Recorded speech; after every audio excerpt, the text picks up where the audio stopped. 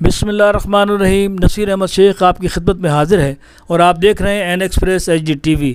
जब मोटरवे लाहौर से घसीट कर एक खातून खाई की तरफ ले जाई गई तो उसकी ज़बान से जो पहला लफ्ज़ निकला वो सुनकर आपकी आंखों से आंसू निकल जाएंगे। ऐसा कहना था डॉल्फिन एहलकार का। उसका कहना था कि जब 15 पर हमें कॉल मौसूल हुई तो उस वक्त रात के 2:49 हुए थे। जब हम वहाँ पहुँचते हैं हमने देखा कि एक कार के शीशे टूटे हुए हैं और वहाँ पर अंधेरा बहुत शदीद था। हमने टार्च लाइट जलाई तो हमें गाड़ी में एक जूता नज़र आया। फिर हम खाई की तरफ बढ़े तो वहाँ हमें दूसरा जूता नज़र आया और साथ में वो गिलासेस जिसके शीशे निकले हुए थे। अंधेरा बहुत ज़्यादा था। हमने जब आवाज़ लगाई कि यहाँ कोई है तो हमें आवाज़ आई कि भाई। अब ये सुनकर जब हम आगे की तरफ बढ़े तो हमने देखा कि एक खातून अपने बच्चों को हिसार में लिए हुए बैठी है और वो इस बुरी हालत में है कि हमें देखकर हमारे रोंगटे खड़े हो गए। तो हम इसी सिलसिले में आपकी एक खातून से गुफ्तगू सुनवाएंगे कि आखिर हम कब तक खामोश रहेंगे। हमें खामोशी की चादर उतारनी होगी। हमें एक शऊर की तरफ आना होगा। हमें अपने बच्चों में अपना किरदार अदा करना होगा। एक औरत की हिफाजत में अपना किरदार अदा करना होगा। वो बच्चे आपके हैं, वो बच्चे हमारे हैं, हम सब के हैं और हम सब की जिम्मेदारी है। बच्चे किसे अच्छे नहीं लगते। जब से मरवा का केस हुआ है मैं तब से एक अजीब से खौफ का शिकार हूँ। 3 साल से लेकर 80 साल की माही इस माशरे में महफूज नहीं है और हम लोगों की तरह होती इंडिपेंडेंट मूविंग। अल्लाह ताला हर किसी को शर से महफूज रखे, बुराई से महफूज रखे। मगर दोस्तों फिर कब तक खामोशी, जब तक आपकी या मेरी बारी नहीं आ जाती। क्या ये एहतजाज तब भी होगा? खुदा ना मेरे साथ कुछ हो जाता है तो फिर हैशटैग का ट्रेंड चलेगा। इससे पहले कि ये आग हमारे घरों तक आए हम सब मिलकर इसके ख़िलाफ़ उठें, हम इसके ख़िलाफ़ बात करें। जिनसी जुर्म, इस पर बात करना ज़रूरी हो गया है।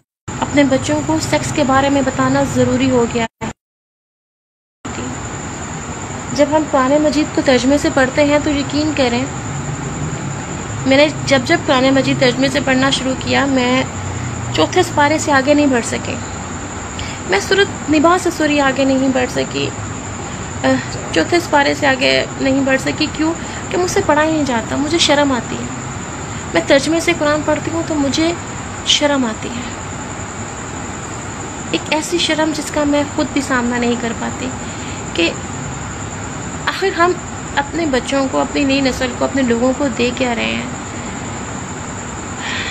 एक पेनफुल फैक्ट्स हैं और बहुत ज़्यादा दर्दनाक सच्चाइयाँ हैं और इन सच्चाइयों पर बात करना, इन सच्चाइयों को लिखना बहुत ज़रूरी हो गया। मुझे अब सियासतदान जहर लगते हैं, चाहे वो इमरान खान हो, चाहे वो नवाज शरीफ हो, जरदारी हो, कोई भी हो। ये सब लोग मुझे अब जहर लगते हैं क्योंकि इनके पीछे लगकर हम इनकी खातिर तो सड़कों पर निकलते हैं। किसी बच्चे के तहफ़्फ़ुज़ के लिए सड़क पर निकले नहीं निकले और ना ही निकलेंगे क्योंकि कौन सा हमारा बच्चा है कि हम सड़क पर खड़े होकर एहतजाज करें। हम सब मुजरिम हैं क्योंकि हम सिर्फ़ और सिर्फ अपनी अपनी वॉल पर बैठेंगे। मेरी अपने दोस्तों से, अपने पढ़ने वालों से, देखने वालों से सिर्फ एक रिक्वेस्ट है, मैंने पिछली दफ़ा भी की थी कि आप सब लोग एक तहरीक शुरू करें अपने इर्द गिर्द भी, अपनी वॉल्स पर भी, कि आए बच्चों और औरतों को तहफ़्फ़ुज़ फराहम करें। मैं अपने घर से बाहर निकलती हूँ या मैं अपने किसी मेल फ्रेंड से भी मिलती हूँ, उसके साथ लंच करती हूँ या कहीं होती हूँ तो यकीन माने मुझे ये यकीन होता है कि हाँ मैं एक अच्छे इंसान के साथ हूँ, मैं एक ऐसे शख्स के साथ हूँ जो मुझे एक इज़्ज़त और एहतराम दे रहा है। और हम कभी भी अपने दोस्तों की किसी भी किस्म की कोई ऐसी शिकायत का सामना ही नहीं करना पड़ा। जिनसे कभी हुआ उनसे मैं कभी दोबारा ज़िंदगी में मिली भी नहीं। लेकिन ये ज़रूर है कि जितनी हद में आप खुद रखते हैं उतनी हद में आप अपने दोस्तों को भी रखते हैं। मेरे दोस्त मेरी इस हदूद से वाकिफ़ हैं انہیں پتہ ہے ملیحہ سے کب کیا بات کرنی ہے، اور انہیں بھی پتہ ہے کہ ماشاءاللہ کھلے دماغ و دل کی ہے، یہ بات سنتی بھی ہے، اور جہاں پر خاموشی چپ رہنا ہے برداشت کر جاتی ہے، بات کو اگر وہ چھیڑتے ہیں تنگ تو یہ برداشت کر جاتی ہے، لیکن وہ پھر خاموش ہو جاتی ہے، اور خاموش ہونے کا مطلب ہے کہ اس نے اس تعلق کو ختم کر دیا۔ میں اب گھر سے بہت کم نکلتی ہوں، میری زیادہ تر ذمہ داری میری والدہ کے ساتھ ہے، لہٰذا میرا زیادہ تر قیام گھر پر ہی ہے، گھر بیٹھ کر جو کرنا ہے سو کرنا ہے، جتنا جو مقدر کے اندر رزق جو پریشانی ہے وہ تو ساتھ ساتھ آ ہی رہی ہے، ساتھ ساتھ مل بھی رہی ہے، اور لیکن پھر وہی ہے کہ جب بھی میں گھر سے باہر نکلی ہوں اور میں اگر اپنے کسی ایسی پلیس کے اوپر ہوں جہاں سے مجھے کام کی وجہ سے یا کسی پروجیکٹ کی وجہ سے میں لیٹ ہو رہی ہوں، تو پھر میرے اگر کسی دوست کو پتہ ہے کہ میں اس ٹائم ٹیمپل روڈ کے اوپر رات کے 6 بج کے کال آ جاتی ہے ملیحہ اگر کوئی پریشانی ہے تو میں چھوڑوں، میں کہتی ہوں نہیں میں خود چلی جاؤں گی،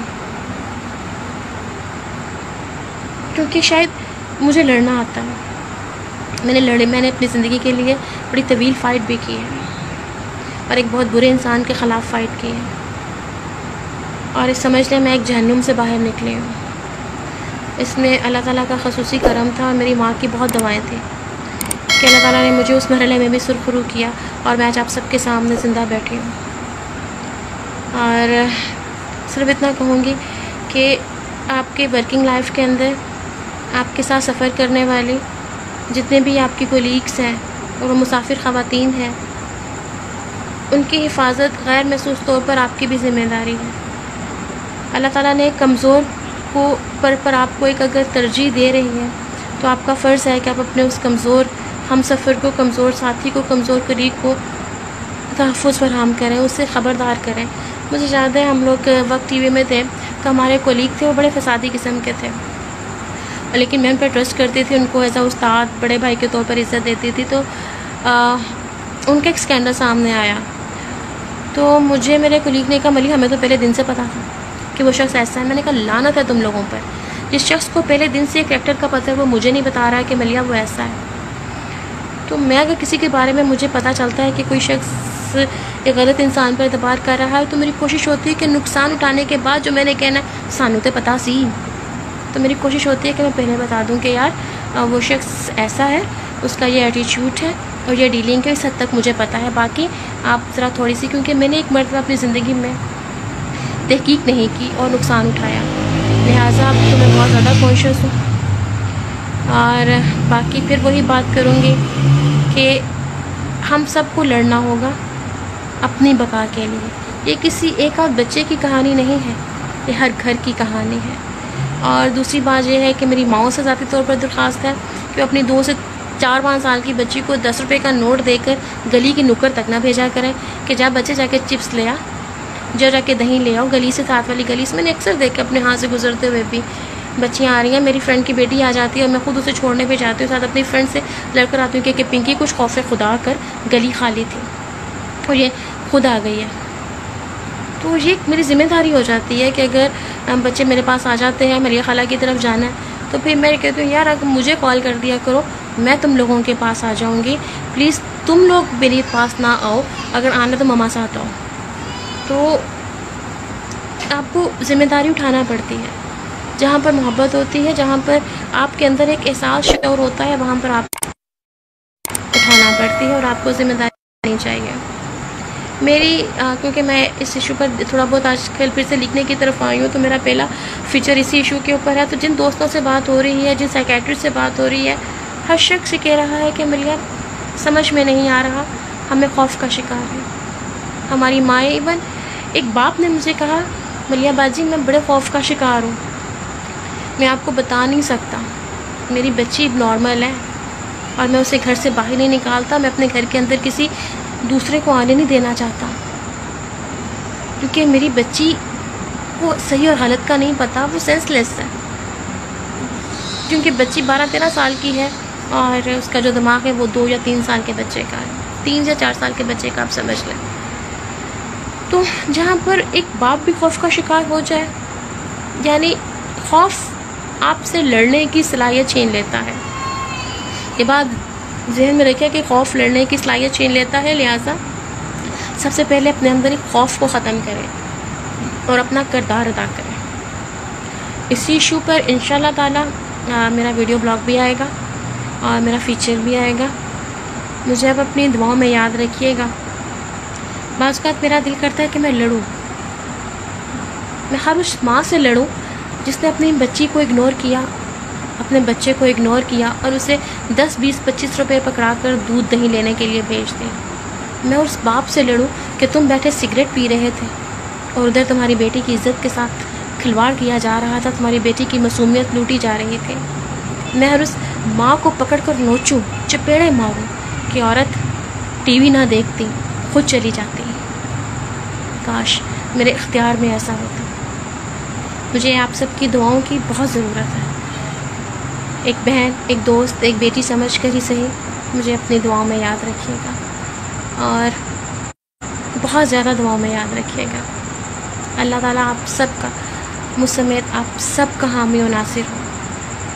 شکریہ.